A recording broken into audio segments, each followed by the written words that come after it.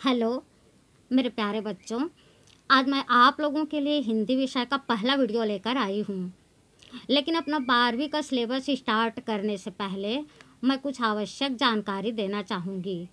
देखिए, अधिकांश बच्चे हिंदी को बहुत सरल विषय समझकर उपेक्षित करते हैं। अपने मेन सब्जेक्ट जैसे मैथ्स, साइंस, फिजिक्स, केमिस्ट्री आदि पर विशेष ध्यान देते हैं। कई बच्चों ने तो हिंदी विषय में कम अंक प्राप्त करने का कारण बताते हुए मेरे साथ अपना विचार शेयर किया।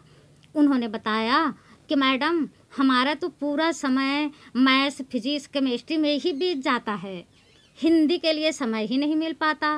बस उसी दिन मेरे मन में ये बात आई कि क्यों ना मैं बच्चों के लिए एक वीडियो तैयार करूं। मैंने देखा है कि बच्चे मेन सब्जेक्ट में 99, मैथ्स में 100 मार्क्स लाकर भी टॉप 10 में आने से वंचित रह जाते हैं, क्योंकि हिंदी का मार्क्स कम रहता है। हिंदी ऐसा सब्जेक्ट है जो आपका डिवीज़न इम्प्रूव करता है। तो आइए हम अपना सिलेबस स्टार्ट करते हैं।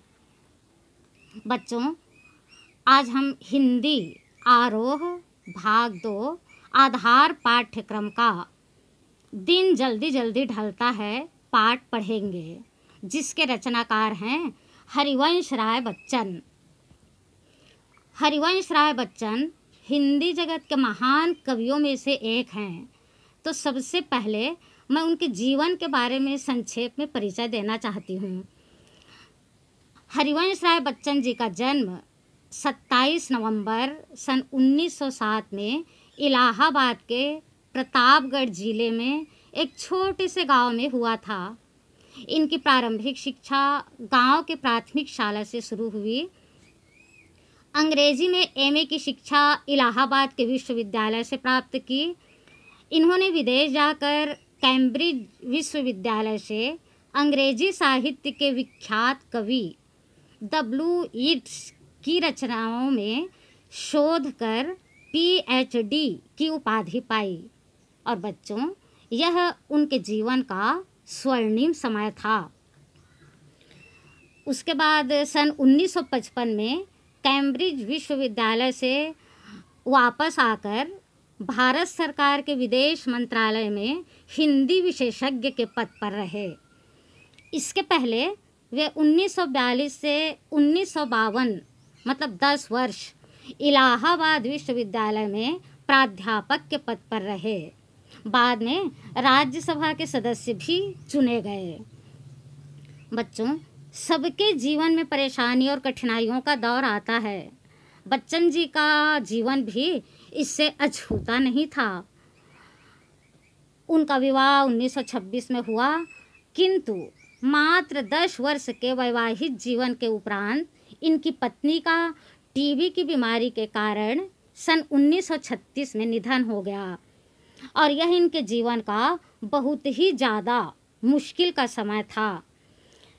यद्यपि इन्हें लिखने का शौक़ बचपन से ही था, किंतु जीवन के एकाकीपन ने इन्हें कविता के और करीब ला दिया।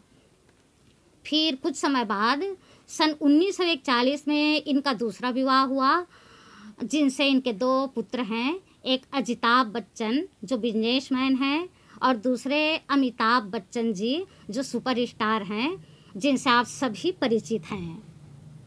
तो आइए बच्चों, उनकी प्रमुख रचनाओं को देखते हैं। उनकी सबसे प्रसिद्ध रचना मधुशाला थी, जिसे उन्होंने उमर खयाम की रुबाइयों से प्रेरित होकर सन 1935 में लिखा था। मधुबाला 1938, मधुकलश 1938, निशा निमंत्रण। और बच्चों, ये जो पाठ आप पढ़ने जा रहे हैं ना, ये निशा निमंत्रण से ही उद्धृत है। एकांत संगीत, आकुल अंतर, मिलन यामिनी, सतरंगिणी, आरती और अंगारे, नए पुराने झरोखे, टूटी फूटी कड़ियाँ, ये काव्य संग्रह है। क्या भूलूं क्या याद करूं, ये आत्मकथा है, आदि उनकी प्रसिद्ध रचनाएं हैं। हरिवंश राय बच्चन जी का 18 जनवरी सन 2003 में 95 वर्ष की आयु में बम्बई में निधन हो गया। बच्चों, मृत्यु तो एक स्वाभाविक प्रक्रिया है, लेकिन हरिवंश राय बच्चन जी अपनी रचनाओं के रूप में आज भी जीवित हैं और हमेशा रहेंगे। बच्चों, अब हम हिंदी आरोह 2 आधार पाठ्यक्रम का पाठ पढ़ेंगे। दिन जल्दी जल्दी ढलता है। अब जैसे कि आप लोगों को पाठ के हेडिंग से ही पता चलता है कि दिन जल्दी जल्दी ढलता है, अर्थात समय बड़ी तेज गति से आगे बढ़ रहा है। पल, क्षण, मिनट, घंटे, दिन, माह, वर्ष करते करते समय जैसे तेज हवा में पुस्तक के पन्ने फटाफट पलटते हैं, बस वैसी जीवन रूपी किताब के दिन रूपी पन्ने बड़ी तेजी से निकल रहे हैं। जो विवेकशील बनकर एक एक पल का सदुपयोग करते हैं, बस वही अपने जीवन में आगे बढ़ते हैं। आप लोग स्वयं कल्पना कीजिए ना, इस पाठ के कवि श्री हरिवंश राय बच्चन जी प्राध्यापक थे, हिंदी विशेषज्ञ थे, राज्यसभा सदस्य थे। कितनी व्यस्त दिनचर्या रही होगी उनकी, फिर भी वे गीत कविता लिखने के लिए समय निकाल लेते थे और हिंदी साहित्य में अपनी अविस्मरणीय छवि स्थापित कर अमर हो गए। तो बच्चों, हमको ये कविता पढ़कर और परीक्षा में अच्छे अंक लाकर सिर्फ उत्तीर्ण बस नहीं होना है, बल्कि कवि के बताए भावों व गुणों को अपने जीवन में आचरित कर अपने जीवन को ऊंचा उठाना है। अब आप लोगों को ना मैं इस कविता के बारे में थोड़ा सा बता देती हूँ। प्रतिपाद्य इसका क्या है। दिन जल्दी जल्दी ढलता है कविता में कवि ने मनुष्य के हृदय में छिपी अगोचर सत्य की रूहानी छुअन को महसूस कराया है। बच्चों, यदि हमें जीवन में अपने किसी प्रिय या मनोवांछित वस्तु से साक्षात्कार का आश्वासन मिलता है तो हमारे प्रयास की गति में चंचलता आ जाती है, अन्यथा हम शिथिलता और निराशा को प्राप्त होने से अभिक्षिप्त हो जाते हैं। गीत इस बड़े सत्य के साथ समय के गुजरते जाने के एहसास में लक्ष्य प्राप्ति के लिए कुछ कर गुजरने का जज्बा भी लिए हुए है। तो आइए अब मैं कविता की एक एक पंक्तियों की व्याख्या करके आप लोगों को समझाती हूँ, बिल्कुल ध्यान से समझिएगा। तो पहला पद देखते हैं। हो जाए ना पथ में रात कहीं, मंजिल भी तो है दूर नहीं, यह सोच थका दिन का पंथी भी जल्दी जल्दी चलता है, दिन जल्दी जल्दी ढलता है। अब देखिए, यहाँ कवि ने मनुष्य के जीवन लक्ष्य की व्याकुलता को एक पथिक के माध्यम से व्यक्त किया है। व्याख्या देखिए, कवि पथिक के जीवन का वर्णन करते हुए कहते हैं कि पथिक अपना लक्ष्य प्राप्त करने के लिए प्रातः चलना प्रारंभ करता है। सारा दिन चलते चलते वह थकान का अनुभव करने लगता है, किंतु सूर्यास्त का दृश्य देखते ही उसके मन में विचार आता है कि मेरा लक्ष्य अब ज़्यादा दूर नहीं है, किंतु धीरे धीरे चलने से कहीं रास्ते में ही रात ना हो जाए। यह सोचकर थकान से चूर राहगीर तेजी से चलने लगता है। अब आइए इसमें से अर्थ ग्रहण संबंधी प्रश्न देखते हैं। तो यहाँ पहला प्रश्न तो यही बनता है कि प्रस्तुत काव्यांश का शीर्षक और रचनाकार का नाम बताइए।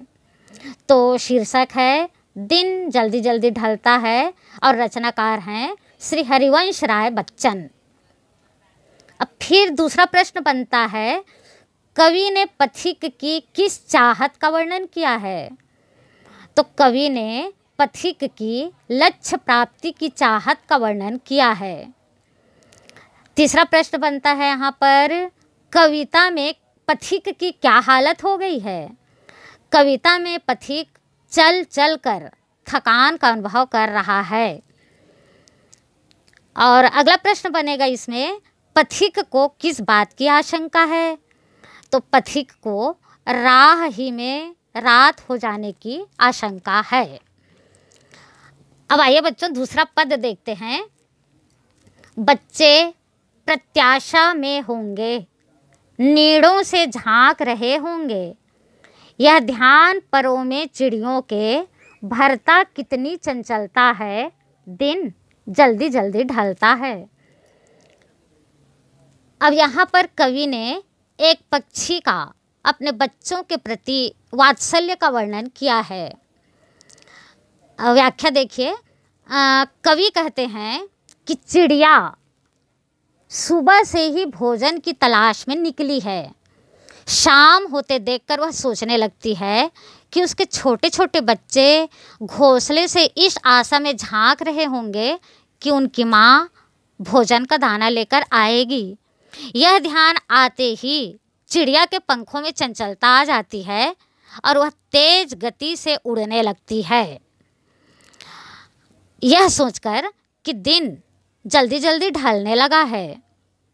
अब इसमें से अर्थ ग्रहण संबंधी प्रश्न देखते हैं। पहला प्रश्न बनता है, चिड़िया के बच्चे घोंसले से क्यों झांक रहे हैं? तो इसका उत्तर है, चिड़िया के बच्चे अपनी माँ के इंतजार में घोंसले से झांक रहे हैं। दूसरा प्रश्न बनता है, चिड़िया के परों में चंचलता क्यों आती है? तो उत्तर है, दिन जल्दी जल्दी ढलने के कारण चिड़िया के परों में चंचलता आती है क्योंकि उसके छोटे छोटे बच्चे अपनी माँ की प्रतीक्षा कर रहे हैं। तीसरा प्रश्न बनता है, कवि ने चिड़िया के माध्यम से किस भावना को व्यक्त किया है? तो उत्तर है, कवि ने चिड़िया के माध्यम से माँ के वात्सल्य भाव को व्यक्त किया है।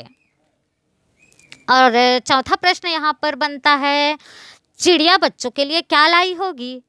चिड़िया बच्चों के लिए भोजन का दाना लाई होगी। अब अंतिम पद को देखते हैं। मुझसे मिलने को कौन विकल, मैं हूँ किसके हित चंचल, यह प्रश्न शिथिल करता पद को, भरता उर में विहलता है, दिन जल्दी जल्दी ढलता है। अब यहाँ पर कवि के एकाकी जीवन की मनः स्थिति की अभिव्यक्ति हुई है। अब व्याख्या देखते हैं।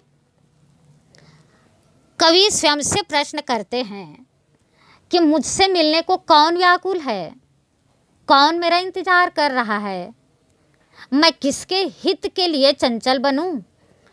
यह प्रश्न कवि के हृदय में बार बार उठता है, जिससे उनके पैरों में शिथिलता आ जाती है तथा हृदय में प्रेम वेदना के कारण व्याकुलता बढ़ने लगती है, क्योंकि दिन जल्दी जल्दी ढलने लगा है।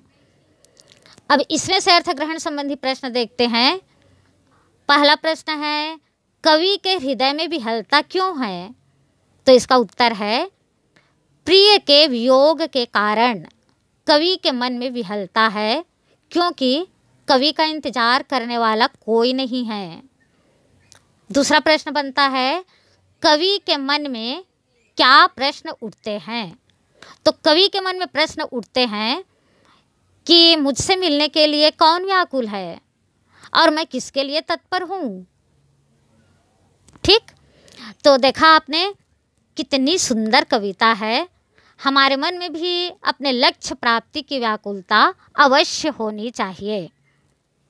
बच्चों, यदि मेरा वीडियो आप लोग को पसंद आया हो तो चैनल को सब्सक्राइब ज़रूर करें, ताकि जो भी न्यू वीडियो आए आप तक पहुंच सके, और वीडियो को ज़्यादा से ज़्यादा शेयर करें और लाइक करें।